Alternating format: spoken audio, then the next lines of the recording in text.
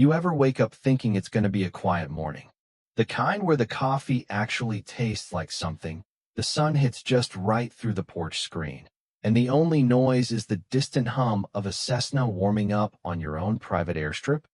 Well, that peace didn't last long. Because 4 sips into my coffee, I heard it not the birds, not an engine.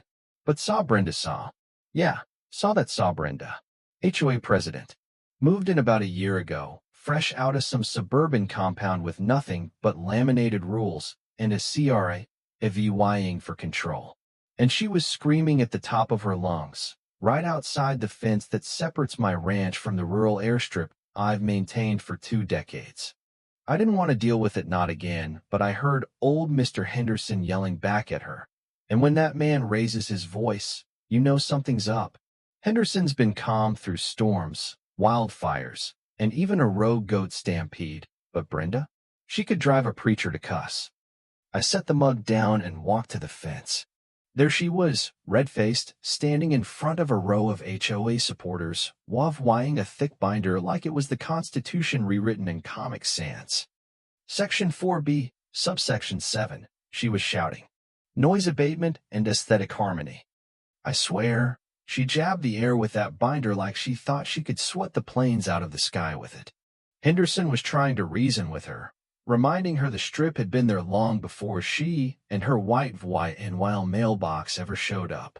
But Brenda wasn't interested in facts, only control. Now, here's where it turns personal. I don't just own that airstrip. I run a bush delivery operation for remote towns and outposts. We fly and supplies medicine, food, tools, whatever's needed. And that morning, I had a critical shipment set to go out. Medical stuff, the real deal. Not a maybe flight. A saw must saw. My phone bust. Mike, my pilot. Boss, Karen's got the road blocked. Nobody's getting in or out. I looked past Brenda. Sure enough, a line of SUVs and sedans parked across the access road like some sad attempt at a medieval siege. Lawn chairs, thermoses, and HOA newsletters laid out like it was a neighborhood picnic. Brenda locked eyes with me, her voice sharp. Mr. Callahan, your metal monstrosities are disturbing the peace and lowering property values. I stepped toward the fence, keeping my voice even. Brenda, those monstrosities are how I keep people alive. That airstrip is FAA zoned and on private land. Not anymore, she snapped, holding up another binder thicker, more dramatic. The HOA has voted unanimously to designate the airstrip a nuisance property. Effective immediately, no aircraft operations are permitted. My heart dropped. Saw unanimous vote saw? Saw the damn board or was. Turns out she scheduled the vote while I was away. Flying an emergency fuel drop to a glacier base camp. She smirked. Maybe it's time to consider a quieter profession. Something more compliant. Something snapped in me right then. Not anger exactly. Something colder. Calmer. The kind of stillness that only shows up when you're about to do something unforgettable. I pulled out my phone and texted Mike back. Prep the Hercules. See, most folks don't know this, but tucked away behind my workshop, under a canvas cover and 100 bureaucratic loopholes, sits a C-130 Hercules. Military surplus. Legal. Registered. Fully restored. A beast built to drop heavy cargo onto war zones. Or in this case, my own backyard. I called my attorney, Mark, sarcastic, chronically exhausted, and unfortunately used to my solutions. Your planning saw what saw, he asked. Just a simple airdrop, I said. Over a residential area? Oversaw my saw property. There was a long pause. You're completely out of your mind. Do I sound like I'm joking, Mark? He sighed. No, and that's what scares me. But within 10 minutes, he called back. Federal airspace trumps local noise ordinances. If you don't endanger anyone and the drop happens on your own land, technically, you're good. Saw gray area, but legal. I called Mike. Get her fueled. I'll meet you at Monroe County Airfield. Next call went to the Miller brothers, Jed and Bob, 2 men who could build a barn out of soup cans and hate Brenda with a biblical intensity. Boys, I said, I need a drop zone set up. Cones, flags, GPS beacons. Make it clean. Make it obvious. You gettin' a new tractor? Jed asked. Nope. Just some very important packages falling out of the sky. They laughed. Consider it done.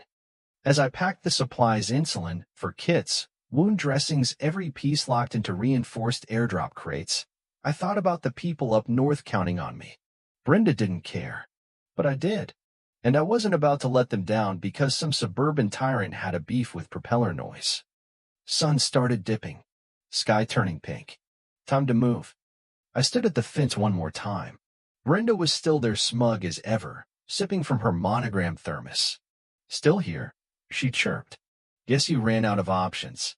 I smiled, nodded slowly. Just enjoying the peace, Brenda. That precious quiet you fought so hard for. She tilted her head. What's that supposed to mean? Just soak it in. Then I turned and left. For minutes later, at 7,000 feet, I was strapped into the jump seat beside Mike in the Hercules, watching the lights of our town blink below like scattered fireflies. Mike checked the screen. Coordinates locked. Drop in 4. The cargo bay doors creaked open. Cold air rushed in. I looked down, saw the illuminated square Jed and Bob had set up. Perfect. 3, 2, 1. Drop. For reinforced crates slipped from the ramp, parachutes deployed mid-air, unfurling like white blossoms in the twilight. Mike grinned. Bullseye. We circled once, slow, deliberate, letting the roar of those 4 turboprops rattle every teacup Brenda owned. I imagined her standing up, mouth agape, HOA binder flapping in her hands like a useless flag. Down below, those crates floated gently into the landing zone, GPS logged and intact. Mission accomplished. We landed an hour later at a municipal airfield. Phones already blowing up. Local news had caught wind, probably from the anonymous tip I may or may not have sent.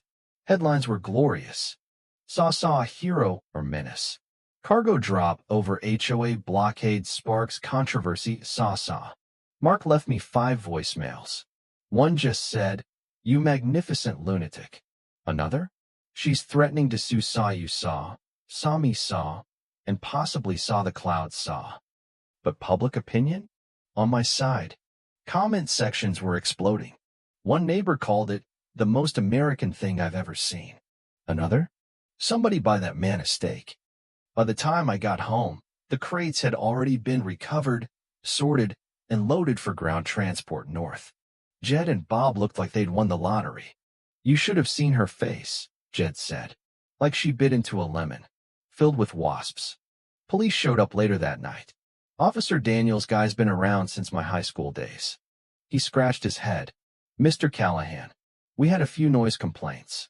Something about a military plane and parachutes. I nodded. Just a delivery, officer. Road was blocked. He looked over at the stacked crates, then toward the still-parked HOA blockade. He sighed. Just, maybe don't do that again. No promises, I said. That night, sitting back on my porch, stars overhead, Buster my dog curled at my feet, I finally finished that coffee. It was cold.